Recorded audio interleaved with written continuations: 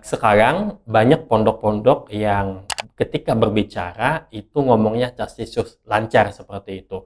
Menurut saya ini dipelopori pertama kali oleh Profesor Mahmud Yunus. Karena pada saat itu beliau menimba ilmu di Universitas Al-Azhar, kemudian melanjutkan studinya di Darul Ulum. Orang pertama beliau yang sekolah di Darul Ulum, dan bahkan orang asing yang pertama kuliah di Darul Ulum yang non-Arab ya.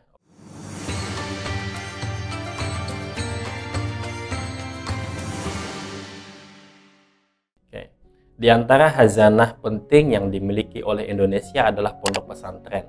Pondok pesantren yang ada di Indonesia itu mempunyai kelebihan dan kekurangannya masing-masing. Jadi kalau di Indonesia itu ada dikenal pondok modern, kemudian ada juga pondok salaf. Nah, umumnya itu sering saya mendengar dari teman-teman, kalau orang pondok modern itu bicaranya castiscus, bahasa Arab, bahasa Inggris. Kalau orang pondok salaf itu umumnya kuat dalam gramatikal bahasa Arab.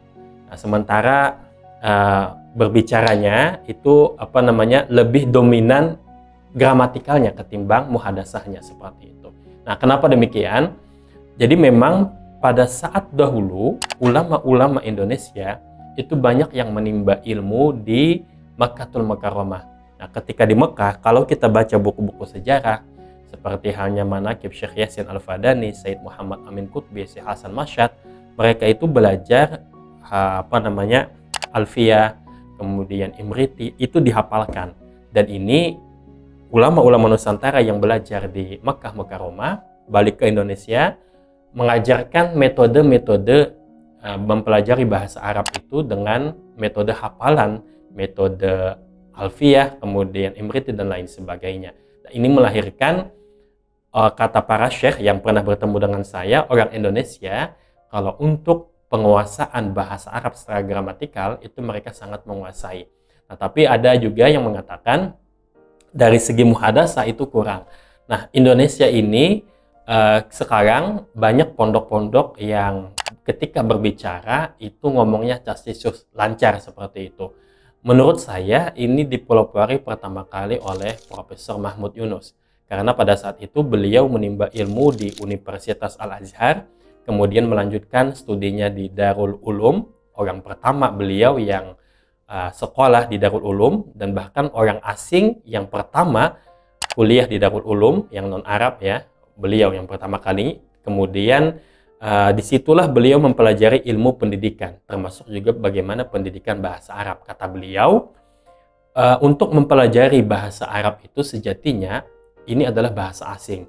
Maka oleh karena itu kita anggap ini adalah bahasa ibu kita. Yang mana bahasa ibu itu kita tidak begitu lahir, tidak langsung diajarkan ini subjek, ini predikat, ini objek. Bukan itu. Tapi yang diajarkan ketika bayi baru lahir, bagaimana dia mendengar dengan baik, kemudian dia berbicara dengan baik, muhadasah. Baru setelah itu di kemudian hari dia mempelajari gramatikal, tata bahasa seperti itu. Nah, inilah kemudian yang diajarkan oleh Mahmud Yunus ketika beliau membuka suatu lembaga pendidikan yang bernama Normal Islam Padang di Sumatera. Kemudian beliau terapkan ini kepada santri-santri beliau. Di antara santrinya itu adalah Kiai Haji Imam Zarkashi, pendiri Pondok Pesantren Gontor Ponorogo. Nah, pada saat itulah Kiai Haji Imam Zarkashi menjadikan kurikulum, kemudian bagaimana metode mengajar itu dengan menekankan muhadasah.